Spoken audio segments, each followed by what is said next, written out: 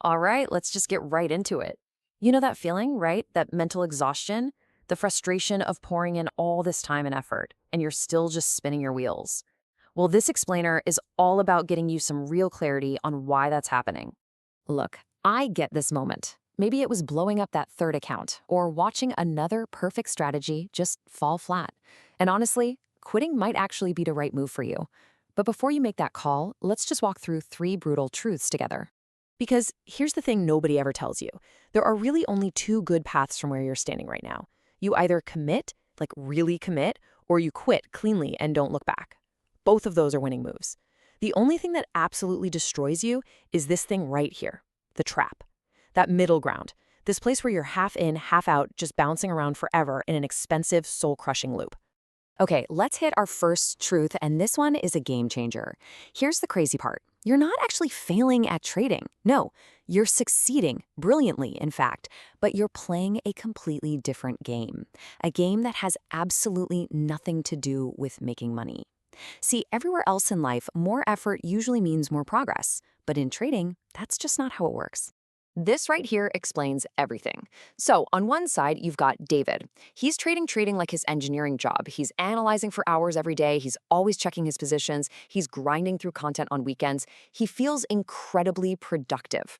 Then you've got Sarah. She looks at her charts for maybe 15 minutes a day. She has one single setup she looks for. If it's there, she trades. If not, she closes her laptop and walks away. She almost looks lazy next to David.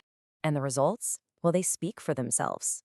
After 18 months, David, the guy who was working his tail off, is down 42%. And Sarah, who just focused on clean execution, is up 38%. You see, David was winning the I'm working hard and I look like a trader game. Sarah was winning the I am a profitable trader game. They are not the same thing. So the takeaway here is absolutely crucial. You have to change your scorecard. You have to stop patting yourself on the back for being busy and start rewarding yourself for being disciplined. Yeah, it means doing less. And it's going to feel totally wrong at first, but trust me, that discomfort, that's your proof that you're finally playing the right game. All right, on to truth number two. And this one's a little weird, a little counterintuitive. The things that are really wrecking your progress, they aren't your losses. It's your wins. I'm talking about those random lucky wins you get when you break your rules, get emotional, and the market just happens to bail you out. Those wins are pure poison. This all boils down to a powerful psychological trigger called random reinforcement. I mean, this is the exact same principle that makes slot machines so addictive. When you do something and get rewarded for it randomly, it forges an incredibly strong habit in your brain. Your brain doesn't care that your process was garbage, it just felt the reward, and now it wants to repeat that bad behavior to get another hit. So let me give you a quick example. Picture a guy named Marcus. He's about 6 months in. One day, a trade is going against him. He knows he should take his stop loss, but instead, he panics and moves it further away. And what do you know? The price miraculously whips back around and he banks an $800 profit. His brain just learned a very powerful and very wrong lesson. Hey, moving my stop loss works. But that one lucky win was a Trojan horse. Over his next 10 trades, Marcus keeps doing it because his brain is now wired to chase that feeling. 8 of those times, the market doesn't reverse. It just smashes right through his wider stop, and he ends up losing $3,200. That single bad win completely torpedoed his discipline, and it cost him way more in the long run. And this is the mindset shift you have to make. The pros? They judge their trades by the quality of their execution, not the dollar amount. When they break their rules and get lucky with a win, they aren't happy. They're concerned. They know that win just taught their brain a dangerous lesson. Until you start seeing the world this way, you're just going to keep learning the wrong things from pure randomness. And that brings us to our third and final truth. Let's be really honest with ourselves for a second. When you say, I've tried everything and nothing works, you're not telling the whole story. You didn't really try anything. You sampled everything. And believe me, there is a world of difference between the two. This slide just nails the difference. So you have Ryan, the sampler. In 18 months, he's jumped between 25 different strategies. It's like he's trying to find gold by digging 25 different 1-foot deep holes all over a field. He ends up knowing a tiny bit about everything, but he's a master of nothing. Then you've got Hiroshi, the master. In the exact same amount of time, he picked one spot, and he just kept digging. He went deep. He pushed through drawdowns and self-doubt, but he stuck with his one strategy. And now, he's a master of it. So what does real commitment actually look like?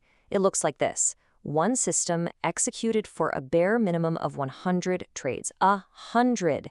That's the smallest sample size you need for the natural ups and downs to start to even out, and for a real statistical edge to show itself. Trying something for 20 trades, that's not a test. That's just window shopping. And this is the vicious cycle. This is why sampling is totally doomed from the start. Look, every single valid strategy has losing streaks. It's normal. It's called a drawdown. The sampler hits that drawdown, immediately thinks, ugh, this strategy is broken, and jumps to the next shiny new thing, often right before the original strategy was about to go on a winning streak. You're just rotating through the bad parts of every system, never sticking around long enough for the good parts. So, here we are. You're not stuck because you're dumb or unlucky or because trading is impossible.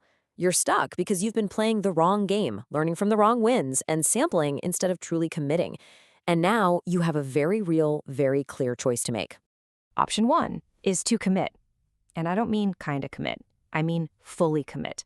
That means you pick one system and you execute it for at least 100 trades. No switching, no looking at other gurus on the weekend. Your only job for the next 6 to 12 months is to judge yourself on how well you followed your rules, not on how much money you made. Give this one thing a real, honest-to-God shot. And option 2 is to quit cleanly. And listen, there is absolutely zero shame in this choice. In fact, it can be an act of strength. If you know deep down you can't give it the kind of focused commitment we just talked about, then walking away is a perfectly respectable and smart decision. Free up your time, your money, and your mental health, and go pour it into something that's a better fit for you. Because the one path you cannot afford to stay on is the one you're on right now. Staying stuck. The half measures, the endless searching, that's not a path. That's just a slow, painful bleed out. The 99% who fail aren't the people who quit. They're the people who never truly committed, but also never truly walked away. They just fade away in the middle. So it all comes down to this one question. Are you going to pursue deep mastery, or are you going to make a clean break? Both are wins. The only real loss is staying trapped in the middle. The choice is yours.